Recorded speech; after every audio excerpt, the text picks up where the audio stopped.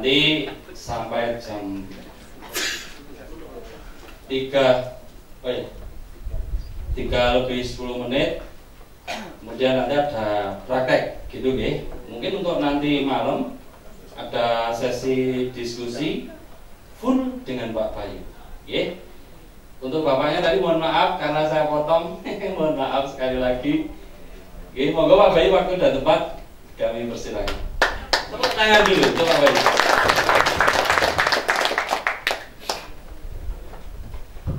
Assalamualaikum warahmatullahi wabarakatuh. Selamat sore, salam sejahtera bagi kita semuanya. Om Swastiastu, Namo Buddhaya, dan salam kebajikan. Bapak Ibu, saya menyampaikan banyak terima kasih kepada Bapak Ibu yang sudah jauh-jauh dari mana-mana bisa datang di tempat kami di Beserbal Langlang Kumitir. Kalau Magetan ini kita nyebutnya Beserbal Langlang Kumitir. Jadi satu, saya yakin Bapak Ibu datang dengan berbagai macam kebutuhan, dan saya yakin semua berbasik ke organik. Ini saya buka teori saja dulu, tapi nanti kita akan praktek sama-sama. Kemudian besok Bapak Ibu akan ke lapangan. Perkara teknis, Pak Dalang, Pak Danang besok akan bersama Bapak Ibu seharian.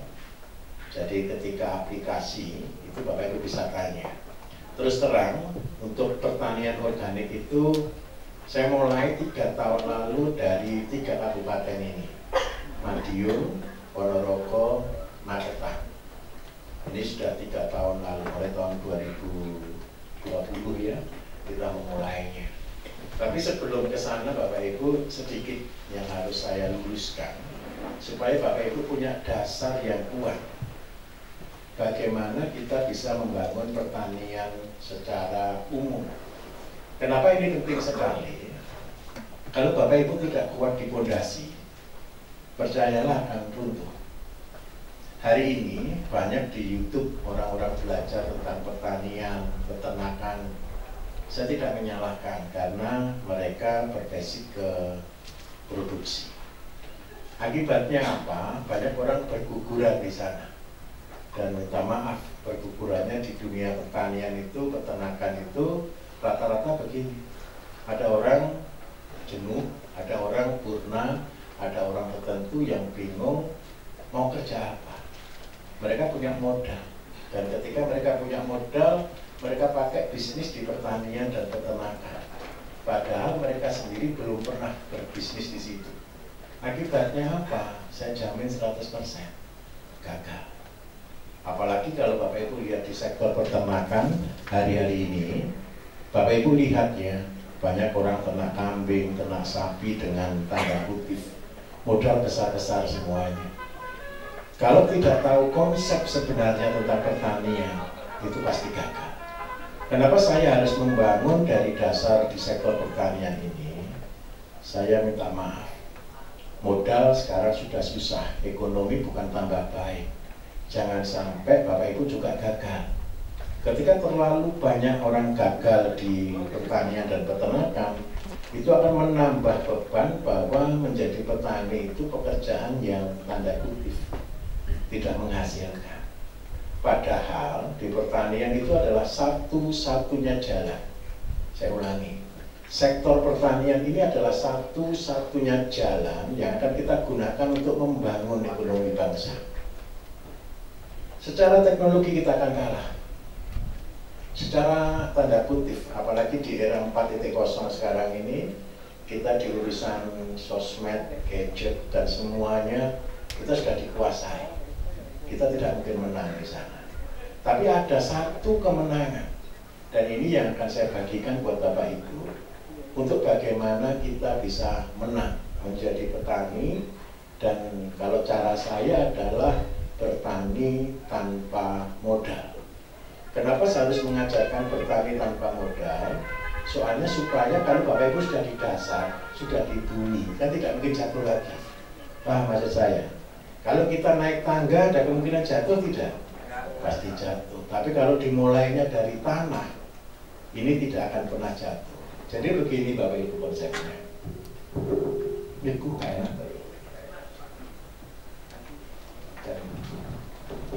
saya kalau suaranya tidak enak itu saya tidak konsentrasi.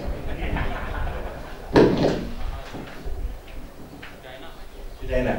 Oh sudah, oke. Oke siap. Hari ini Bapak Ibu seluruh dunia, bukan hanya Indonesia, seluruh dunia berlomba-lomba untuk bagaimana mereka menang di sektor pangan. Kenapa saya katakan mereka berlomba di sektor pangan? Karena ke depan orang akan memperebutkan masalah makanan. Ada dua jalan yang bisa kita pilih Bapak Ibu. Yang pertama dengan teknologi. Teknologi ini kalau Bapak Ibu pernah, mungkin 1 tahun lalu pernah lihat YouTube saya yang Pak Bambang ngasih judulnya agak aneh, yang politik jahat membunuh petani gitu ya. Itu sebenarnya salah judul Bapak Ibu, maksud judulnya politik gitu. Jadi yang dimaksud di situ yang saya tekankan adalah dunia dengan teknologinya mereka membangun pertanian. Sehingga apa? Kalau di sini saya nyebutnya dengan nama silver technology. Silver technology ini adalah satu kondisi bagaimana kita bertani tanpa tergantung kepada apapun. Kalau di Buah Naga tadi Pak Danang cerita tentang penggunaan lampu, itu karena masa cahaya. Sebenarnya Buah Naga itu kan butuh waktu pencahayaan itu minimal itu kan sekitar 14 jam. Karena itu kita buat seperti itu. Kalau Bapak tanya kenapa di Indonesia tidak ada bisa tanam gandum? Karena gandum itu butuh pencahayaan 17 jam. Dan itu cocoknya di mana? Di Eropa. Kenapa kok di Eropa? Di Eropa itu mataharinya sampai jam 9 malam Bapak Ibu. Sampai jam 10 malam itu kalau di sini masih di sana jam 10 malam itu masih terang beneran. Tapi kalau di Indonesia jam 4 sore sudah hilang mataharinya kadang-kadang. Nah karena itu tanaman gandum tidak ada di Indonesia. Buah Naga sendiri sebenarnya kan daerah-daerah sana, daerah Timur Tengah, daerah padat pasir sana, yang pencahayaannya bisa 14 jam sehari. Kalau saya secara pribadi, kita belajar nih, saya tunjukkan dulu. Kalau silver technology, berarti kita harus cahayanya kita buat sendiri. Yang kedua, ini anak-anak muda mulai dikirim ke silver technology dengan menggunakan full greenhouse. Full greenhouse itu tanda kutip, tidak ada binatang, tidak ada penyakit, semua terkontrol dengan menggunakan air yang terkontrol dan sistematis. Tetapi tenang, nanti bulan Juni atau Juli pelatihan kita akan berubah. Jadi kalau selama ini pelatihan saya adalah pelatihan paling dasar, nanti gara-gara pesanan pemerintah kita juga harus mengikuti zaman untuk terutama menjangkau petani milenial. Kita akan gunakan juga teknologi, cuman saya masih ngatur bagaimana antara organik dengan yang full teknologi. Karena apa? Anak-anak muda juga susah Bapak Ibu, suruh nyangkul tidak mau, suruh kotor-kotor tidak mau, suruh panas-panas tidak mau, minta praktis. Ya, terpaksa kita akan menyeting bagaimana kita membuat pertanian yang murah, tapi sudah asapnya itu sudah ada teknologi. Nah, di silver teknologi ini Bapak Ibu, ini terus terang yang terbesar yang dibutuhkan adalah muda. Kalau di luar negeri, terus terang yang danai semua pemerintah. Yang setting semua riset itu pemerintah. Sehingga mereka bergerak di sana. Dan setelah saya teliti, sampai saya belajar di sana beberapa bulan, beberapa waktu, secara berkala saya belajar. Saya putuskan ini tidak cocok untuk Indonesia. Kenapa saya katakan tidak cocok untuk Indonesia? Tanah kita terlalu luas. Petani kita tidak mampu sampai di level itu. Karena itu saya banting setir. Jadi kalau yang ini gunakan teknologi, saya menggunakan sistem kuno atau tradisional. Ya, hasilnya sama dengan yang silver technology. Ini penelitian terus terang Bapak Ibu yang butuh bertahun-tahun, dan ini sangat sulit. Kenapa saya katakan sangat sulit? Contoh, tadi Bapak Ibu sudah dengarkan testimoni dari Pak Dalang, Pak Danang gitu ya. Selama ini Bapak Ibu kenal dengan nama pupuk organik itu kualitasnya dengan pupuk kimia jauh atau tidak? Jauh. Kenapa orang tidak gunakan pupuk organik? Karena di pupuk sekarang bagusnya tahun depan.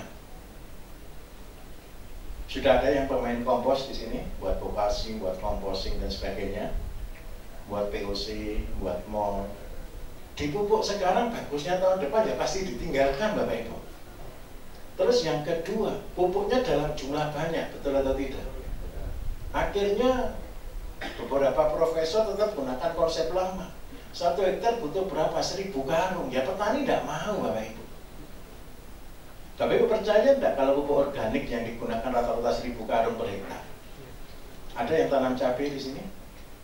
Sudah ada petani cabai, tomat atau semangka yang biasanya, yang bukan organik? Ada? Itu pun pakai kimia, mereka tetap gunakan pupuk dasar Bapak Ibu. Pupuk dasarnya tidak tanggung, 10 meter persegi, 1 bedeng, 1 karung. Mereka kalau saya katakan ini habisnya 1000 karung loh, tidak percaya Bapak Ibu. Coba saya hitungkan, kalau 10 meter persegi sama dengan 1 karung, 1 hektar berapa meter persegi Bapak Ibu? 10.000. 10.000 dibagi 10 berapa Bapak Ibu? Begitu saya hitungkan ini habis 1000 karung. Oh iya Pak, saya habis 3 truk, 4 truk pupuk dasarnya saja. Itu 1000 karung.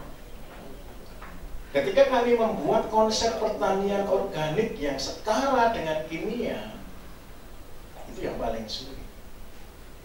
Kenapa saya harus keluarkan katalis Bapak Ibu? Gara-gara kalau petani tidak diajak melompat dari tradisional ke modern, walaupun pakai bungkus tradisional, mereka tidak akan pernah mau ke organik. Pak Danang ini datang ke saya gara-gara sudah mentok. Dia cerita bahwa batang-batangnya buah naga itu, Pak, tanaman saya seperti ini, gimana nyelamatkannya? Saya terus terang bilang ke beliau, Pak, saya tidak ada waktu, tak kasih resep saja, tolong buat sendiri. Ini saya kasih resep Bapak Ibu. Saya kasih resep, tolong buat pupuknya, ini obatnya, tolong buat semuanya sendiri dulu. Karena saya tidak ada waktu ke sana. Waktu itu fokus saya hanya di padi. Kenapa saya fokus di padi dan 3 daerah ini, Ponorogo, Madiun, Magetan, Ngawi, itu Bapak Ibu adalah sentral padi nasional. Kalau saya bisa menangkan petani-petani di sini, maka seluruh nasional akan kena. Itu goal saya. Karena itu fokus saya hanya padi. Pak Dalang pun saya bilang nggak usah belajar yang lain. Betul ya Pak Dalang ya? Fokus padi saja sudah. Kenapa kok begitu? Supaya kita betul-betul kuat. Pak Dalang ini saya tantang, Pak, kapan bisa ngajar? Tunggu sebentar Pak, setelah saya bisa panen di 4 musim. Panen di 4 musim itu kan musim Januari beda, musim Maret beda, musim September beda, musim tanam Desember juga beda.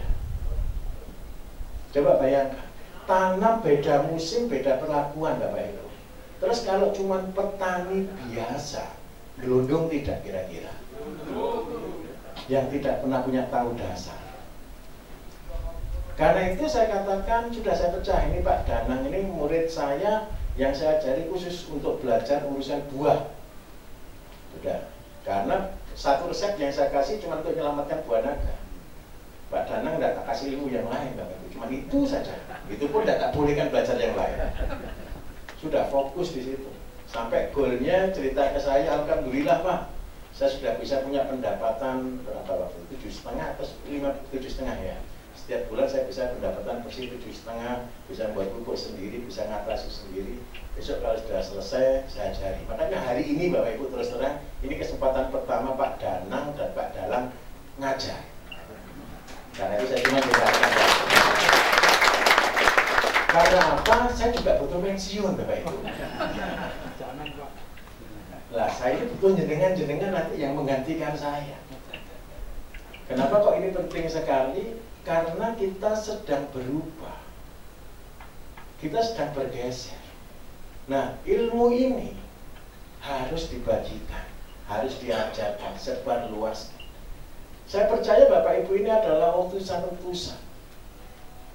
Ya terus terang, saya minta maaf. Bapak Ibu datang kan karena dengan semangat yang kuat kan? Siapa yang menggerakkan kalau bukan Gusti Allah, Bapak Ibu? Dan saya berterima kasih di depan. Bapak Ibu rela datang, rela belajar.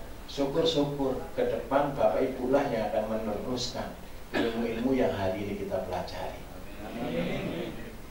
Jadi tradisional ini Bapak Ibu. Jadi tradisional ini, oh ini sudah ada. Tradisional ini bukan masalah kita bertani organik. Cuman bertani organik saja nggak untung. Bapak Ibu bisa buat pupuk sendiri, bisa untuk tanaman sendiri, belum berhasil. Saya jamin.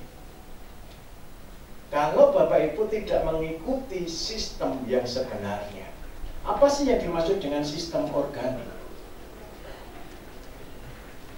Sistem organik itu Bapak Ibu terdiri dari dua hal.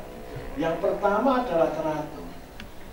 Yang kedua adalah seimbang. Bertani itu harus teratur. Bertani itu harus terprogram. Bertani itu harus sesuai dengan daerahnya masing-masing. Jangan pernah memaksakan sesuatu yang bukan pada tempatnya. Slogan kami Bapak Ibu di dalam pertanian BSN, gunakan apa yang ada, yang pasti berhasil. Jangan pernah mengada-ada. Dunia pertanian peternakan kita, ini minta maaf, kemarin tadi yang saya dengar ada yang dari mahasiswa pertanian ya. Jadi ketika Bapak Ibu dari dunia pendidikan, itu kan belajarnya pertanian kan dari buku, betul? Yang buat buku siapa? Bukan petani. Yang membuat buku ini terus terang dari kurikulum. Kurikulumnya ambilnya di mana? Kalau sekolahnya rata-rata Bapak Ibu, itu kiblatnya ke barat. Maka ilmunya pasti dari barat. Betul atau tidak? Ini yang paling saya sedihkan dari sektor pendidikan. Kenapa saya katakan saya sedihkan? Begitu ilmu ini diterapkan di petani, petani menolak atau menerima? Menolak. Alasannya apa? Pinter petaninya Pak daripada penyuluhnya kadang-kadang. Lah karena